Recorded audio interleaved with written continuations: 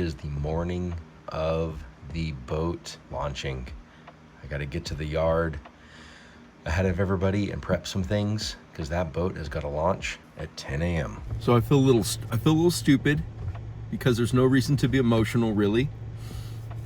But I just turned the corner here into the Boatyard and Nomad is up in the slings, as they call it, up here in the boat lift. And it's ready to splash into the water. There she is.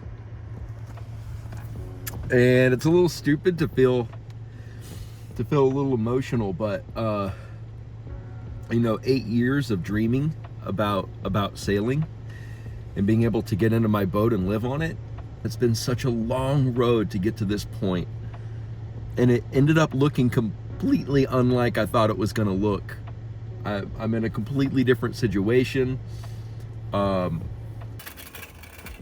me interrupt my crying for a second here. It was just an emotional moment for me, and I'm trying to just share my raw experience here and what I'm going through with my boat and journey through life up to this point. And after recording that, I went and grabbed a chair and I just sat in front of the boat for an hour just looking at it, thinking about all the adventures that we have together and that I have this new floating home and I'm finally stepping out into this journey, and it's just really wild.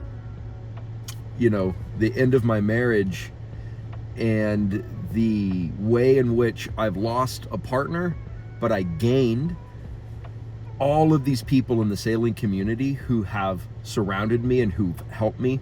And it's the first time in my life that I've ever had to depend on people as much as I depend on them. I got a standpipe to weld in this boat and I can't weld. So I gotta ask someone to do it, and I need help on the electrical systems. I can't do it and I gotta have help.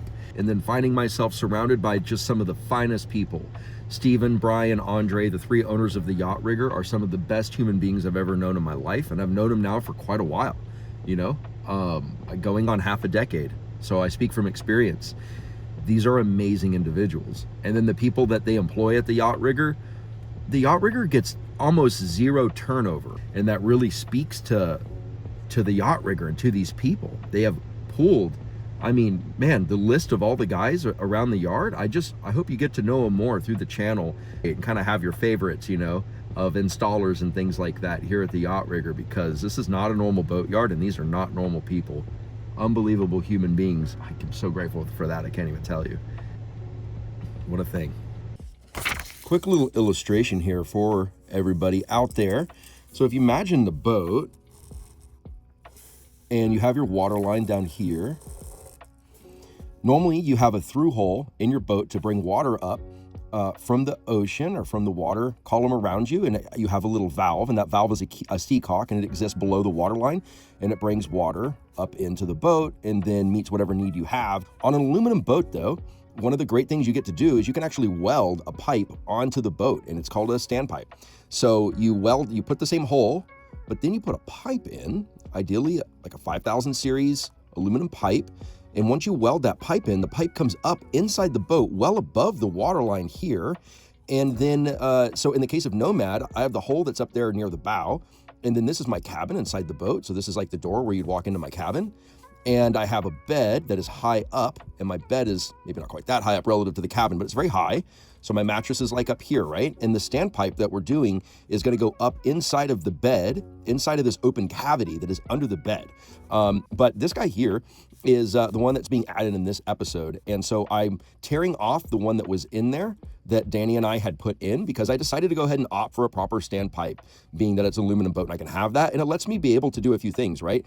As the boat sits here, you're not able to get water coming out of the top of the standpipe because it's above the water line. So you can actually, be at sea, and you can open up your through hole, so to speak, and you can do repairs and you can do work on your boat, on your plumbing, without fear of like water coming up over the top. I don't know how this is going to work with an AC system. This is going to create a lot of issues. That's going to be for another episode, but that's what this through hole is for. It's for an AC system. So I got to rip out the old seacock that's in there, and then I'm going to have the team, while the boat is still up in the slings in the yard, I need the team to come back through and weld in the standpipe that I just mentioned. So let's get to that. So what I'm working on now is getting the seacock removed, and I got to sand it back and just reset that whole situation. So I'll be working on that.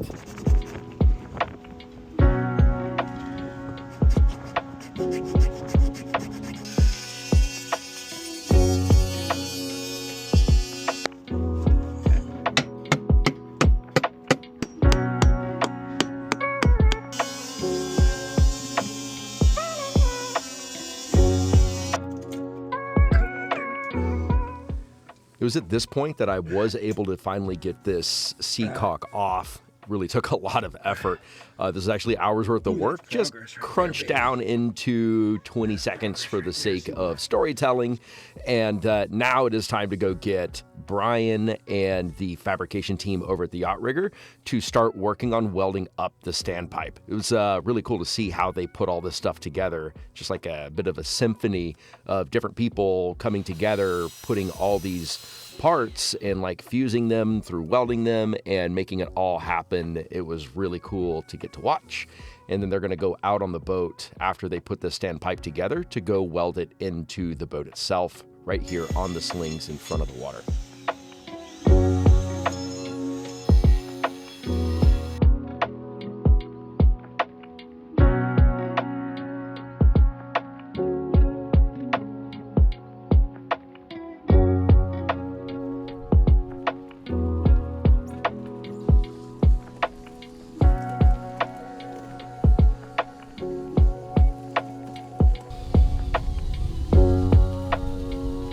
So the welding team just arrived here over at Nomad, and we are going to be working on the through hole. And by me saying we, I mean the Yacht Rigger and the welding team are going to be doing it.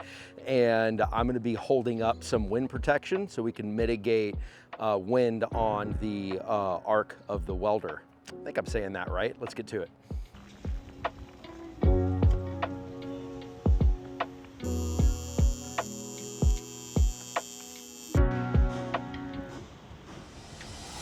So this is it.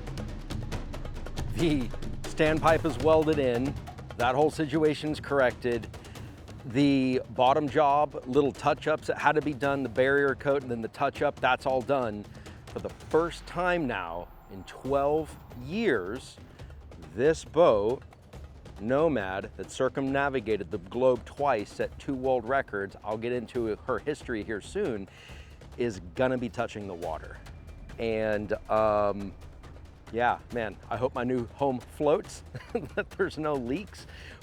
12 years on the hard is quite a long time to be over land. So we got to do that. And then the next big hurdle, the barrier to cross, the hurdle to jump is going to be whether or not this Yanmar 3JH4E actually turns over. So we are only moments away now. Lamborghini, here my Lamborghini here.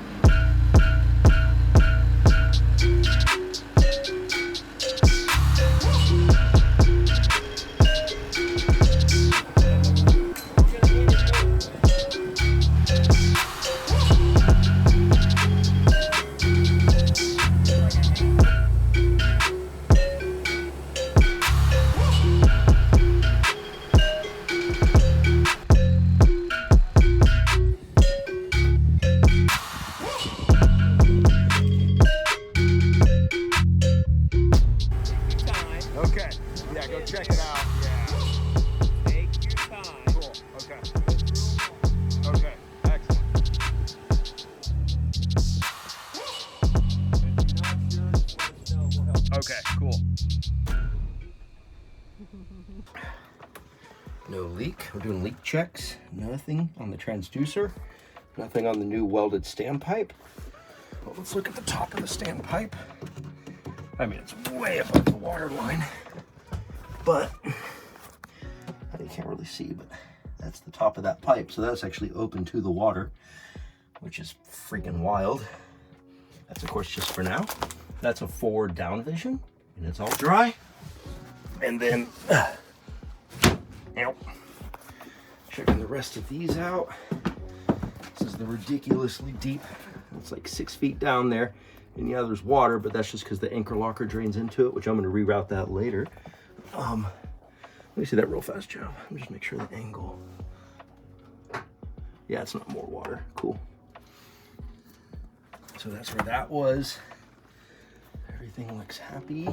Okay, where did you say the battery goes? Over, all the way over here. Goes right in under the settee here. Okay. I found it finally.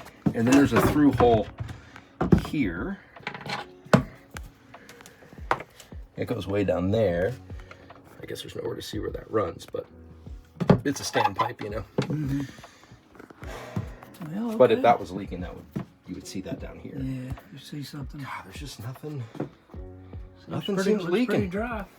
Yeah, I feel like I have to walk all carefully on it. Okay. With the leak check having gone totally good and she just seems nice and dry, the engine, of course, hasn't been fired up in 12 years or anything else like I was mentioning.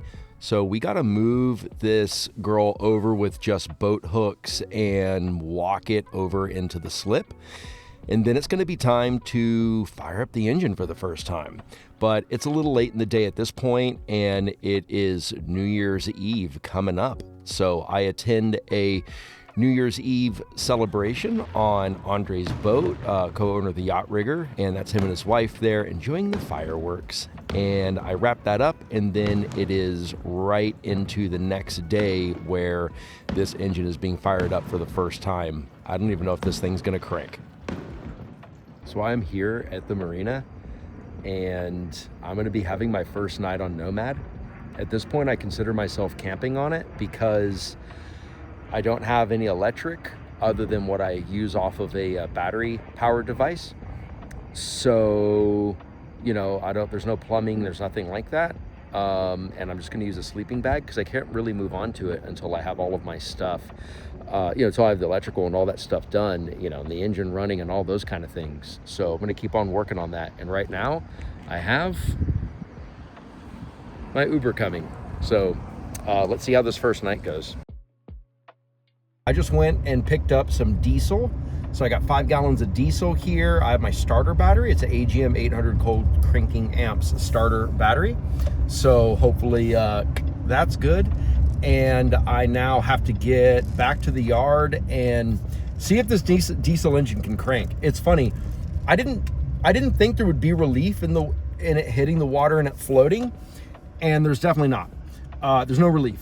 I have to know if what that engine does, because if that engine is cooked, if there's something just, if it's just locked up, if it's seized, if it's shot, I'm in really deep trouble. I have really thrown the dice on this boat, and it hasn't been turned on in 12 years.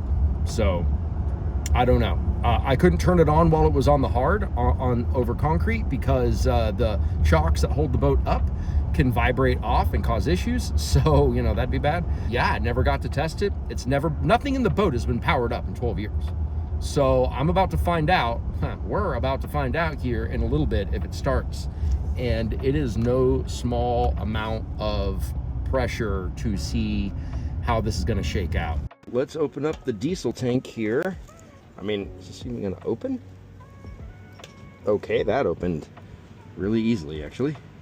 I hate letting this dust in here. Oof.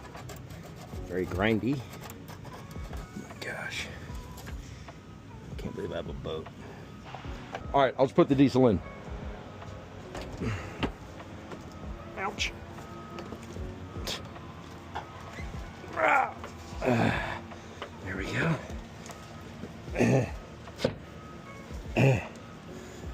Yeah. Okay. Moment of truth. Let's see. That's a good sign.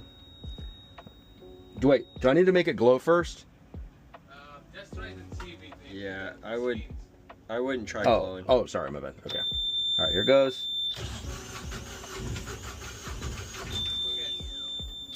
Wow, dude, it's not frozen, right? Okay. So Isn't that good? So now, it's probably can get a little bit of glow. Okay, It's gonna be cold. a little bit of glow. Yeah. All right, so I'm doing glow. Tell me when to stop. I'm doing it now. I normally do like 5-10 seconds and stop, and 5-10 seconds and stop. Okay. 5-10 seconds to stop and start. I've lived in Florida my whole life, and I've never used glow plugs. Really? Never. On my boat, she loves it. Yeah. Yeah. I was gonna give it a little bit of throttle. Yeah. I mean. why not? Yeah, here, I'll switch your spots. Yeah. You can. I mean, a little bit. I'm not going to go into the wall, right? No, I'm gonna go reverse just in case it doesn't go into neutral. Oh, okay. You can. I know, I've got it pulled out. Okay. Yeah. Go ahead. Okay, here we go. Yep.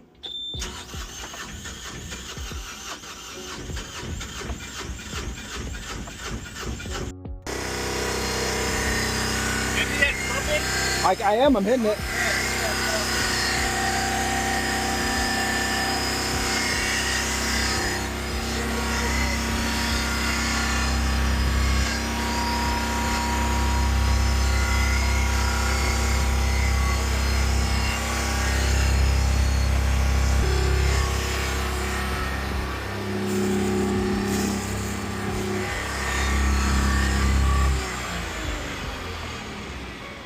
Holy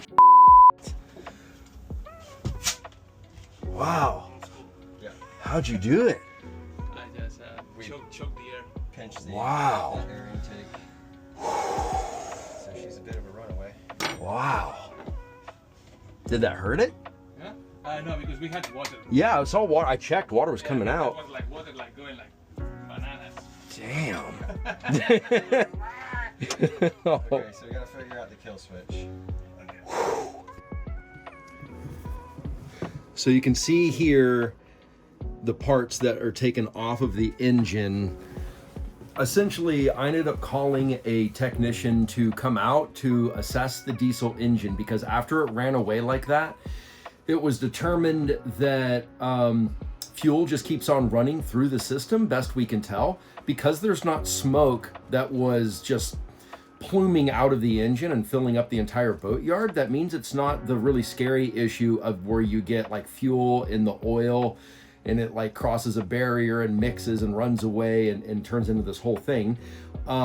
Instead, it just appears that like the governor, the high pressure pump, has a bellow that got gummed open very likely and allowed fuel to just in an unmitigated way flow through like a torrent of fuel into the system, and that was causing the runaway. Hopefully that's the case.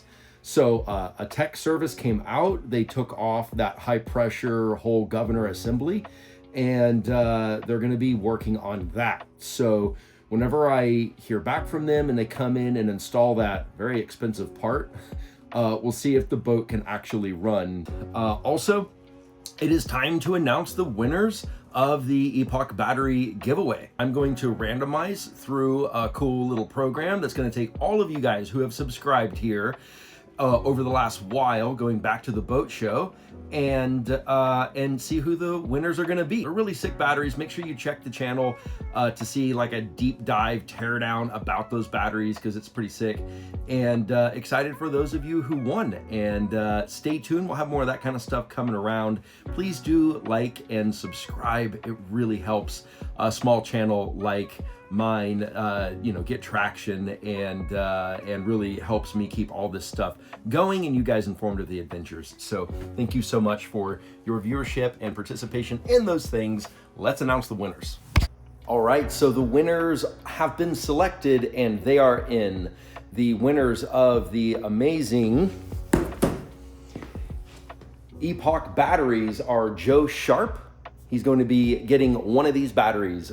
A couple called the Corsair. The Corsair, you guys have also won an Epoch battery. Excited to get that out to you guys.